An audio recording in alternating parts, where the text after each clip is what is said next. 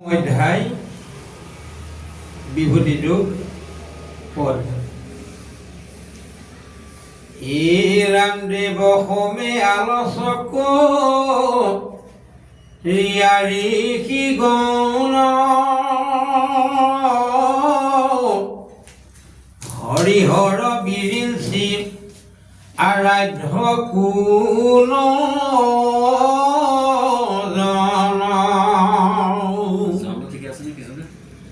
ভিগুগ পঠাইলা তিনি জন পৰীক্ষিতে মাতি মাৰিলন্ত লাঠি ভিগু কৃষ্ণ ৰহি দিদে ঋষিক পুজিলা প্ৰভু প্ৰিয় বাক্য বুলি হৃদিত ধৰিলা ব্ৰাহ্মণৰ পদ ধূলি সেই পদ ধূলি ভৈলা শ্ৰীবৎসৰ পান্তি কৃষ্ণে ব্ৰাহ্মণ্য দেৱে দেখাইলা ভগৱতী হেনয় কৃষ্ণৰ পদে নচাৰু কমতি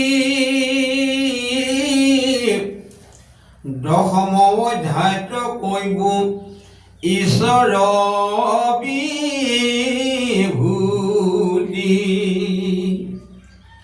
কৃষ্ণে বোলে চিন্তনৰ কহি বুয়ো পায় প্ৰথম অভ্যাসে ব্ৰহ্ম চিন্তন যায় তোমাৰ অৰ্থে কহো পুনৰবাৰ বিভূতি পৰম তত্ত্ব জ্ঞান দেখাৰ সগুণে চিন্তি বিভাগে যোগী গণে কহে পাছে নিগুণতম আপুনি ৰহে এৰাম বিভূতিক পূজা কৰি বেক প্ৰথমত তাতে ভক্তি বাঢ়ি বুদ্ধি হৈব ঈশ্বৰত যেন শিশু প্ৰথমে সন্তৰি অল্প জলে সমুদ্ৰকো তৰৈ পাছে অভ্যাসৰ বলে সংক্ষেপে কহিব তিনি অধ্যায়ৰ ভিতৰ দশমত বিভূতি কহিব ঈশ্বৰৰ মুহুৰ বিভূতি পুনু আছে যত যত কটক বা কহিব তাৰ নাহি আদি অন্ত তথাপিতো মুখ্য কহিবতো মাত যিমতে সকলো মই জানি বা সাক্ষাৎ মোৰ নথাকয় মহাদেৱ ঋষি যত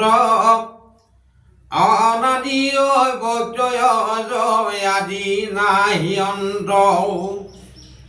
মই সে নিয়ন্তা স্বামী লোক মহেশ্বৰ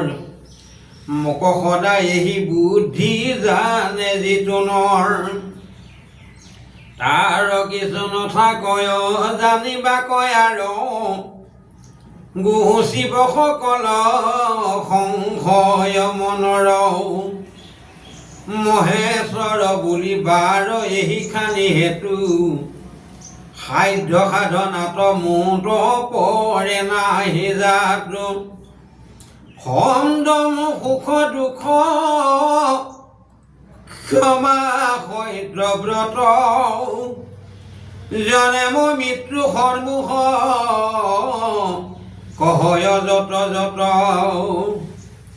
অহিংসা সমতা তুষ্টি তপ জপ জ্ঞান যশা যশ দান মুহূৰ্ত পৰে নাহিয়ান ইৰা বুদ্ধি মন চিন্তে আৰু ভয় যে অভয় আৰু নিজৰ কহু শুনা ধনঞ্জয় তাক বুলি বুদ্ধি সাৰ জানয় তাক জ্ঞান বুলি হয় আত্মা পৰিচয় বিনা দোষে পৰে তাক বোলে খৰব বাক দণ্ডিতে পাৰে ওখহে ক্ষমা বুলি তাক ব্যাকুল ভাৱ কলোগে হন মোহক হয় সত্য বুলি তাক মাত্ৰ স্বৰূপক হয় ইন্দ্ৰিয়ৰ সংযম কৰিলে তাৰ দম তাকে সম বোলে কৰে ইন্দ্ৰিয় নিয়ম তাক বুলি দুখ মন নানা কৰ্মে গৈলে সুখ নাম তাৰ হয় মন সুস্থ হৈলে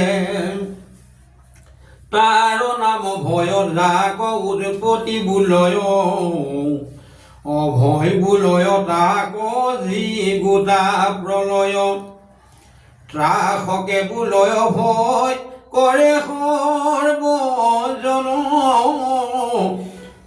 তাক বুলি নিভয় সংকোচ নাহি মন তাক বুলি হিংসা যদি পৰক্ৰিয়া কৰে তাক নাম জম বুলি জন্দিৰা গদে শয়েৰে পাইলে নাহি আনন্দ নপাইলে নাহি কষ্ট লৈ দৈবে লব্ধে সন্তোষ তাহাৰ নাম তুষ্ট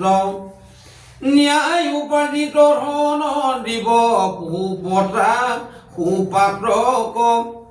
তাক দান বুলিয়াক হয় সৰ্বলোক সেই গোট যশ যদি লোকে ভাল বোলে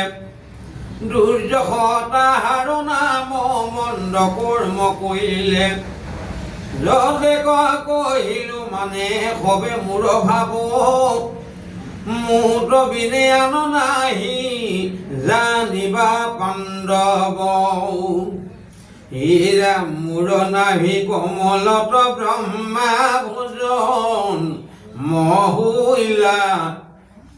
ব্ৰহ্মাহন্তে সপ্ত ঋষি মনয়ো পজিলা ব্ৰহ্মাৰ ভ্ৰমধ্যহন্তে হৈলা ধাবেলা ঘোৰ ভয়ংকৰ ৰূপে কালয়ো উপজিলা কহিনায়ে কয় উপজিলা কটাক্ষৰ মাজে জাত ব্ৰহ্মা মোহ গয়া বৰ পাইলা লাজে এই ৰাম মুখ হন্তে বাদ হৈলা সপ্ত ঋষি পুনু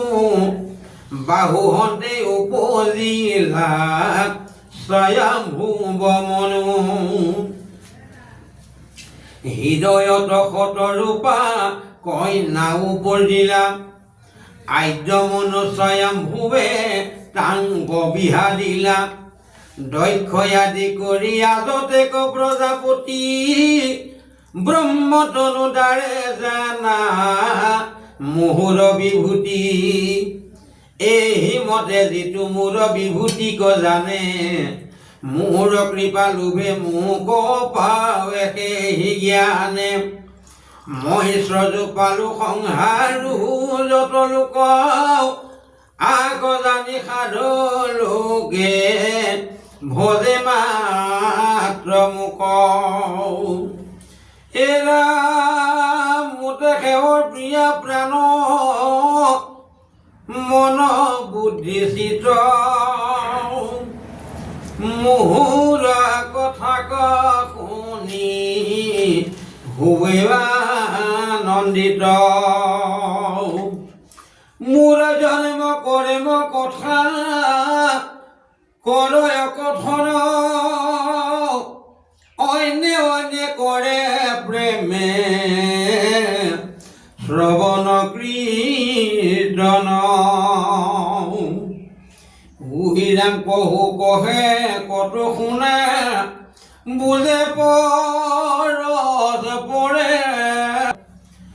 মোৰ যশ গুণ গাই যাকে ক্ৰিয়া কৰে এই মতে ভক্তি জ্ঞান কৰয় প্ৰকাশ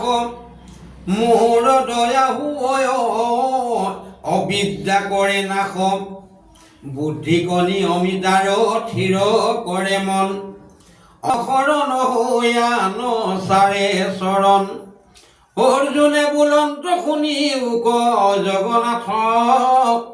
দণ্ডৱতে পৰি প্ৰণামো দুৱাই মাথ অনাদি ঈশ্বৰ পূৰ্ণ ব্ৰহ্ম অন্তৰ্যামী ঋষিগণ মুখে পূৰ্বে শুনিছো আমি অসিত দেৱল ব্যাস নাৰদৰ মুখে তোমাৰ ঈশ্বৰ বুলি কহয় উৎসুকে সম্প্ৰতি তোমাৰ মুখে শুনিও এখন যত ভ্ৰম দূৰ গহিল গুচিল অজ্ঞান তোমাৰ বাই কৰ কোনে বুজিবে ভাৱ উহিৰা সুৰ নৰ সিদ্ধ মুনি নুবুজে দানৱ অসংখ্যাত বিভূতিৰ নাহি পৰিমাণ কোনৰূপে চিন্তি বিহু বহু নজানো সন্ধান পুনৰপি কহিও দেৱ ভগৱান তব কথায় অমৃত আনন্দে কৰো প্ৰাণ ৰাম যদি বোলাৱনে কহিলো যদু ৰায় যতে কহো নহো আৰু তৃষাবাহী যায় কৃষ্ণে বোলে মোহৰ কথাত ৰতি যাৰ আন বস্তু জীৱা দিবু আপুনি তাহাৰ কৃষ্ণ বুজি পাইছেনে বাৰু কথাখিনি হেৰিখিনি জন্মৰ যে এটা কথা ক'লে হৃদয়ৰ পৰা কাৰ বুলি কৈছিলে সতৰৰ পৰা এইটো কৃষ্ণৰ হৃদয়ৰ পৰা ন কৃষ্ণ মানে একচুৱেলি এই এইটো মনু জন্মৰ কথাখিনি ক'লে ব্ৰহ্মাৰ সপ্তঋষিৰ কথা ক'লে সপ্তঋষিৰ সপ্তঋষিৰ ভিতৰত মনুও পৰে মনুৰ পৰাই মানুহৰ জন্ম হৈছে মনুৰ পৰাই আচলতে মানুহৰ জাতিটো মনুৰ পৰাই আৰম্ভ হৈছে তাৰপিছত সেই হিচাপে চাবলৈ গ'লে সতৰৰ পৰা আমুকৰ পৰা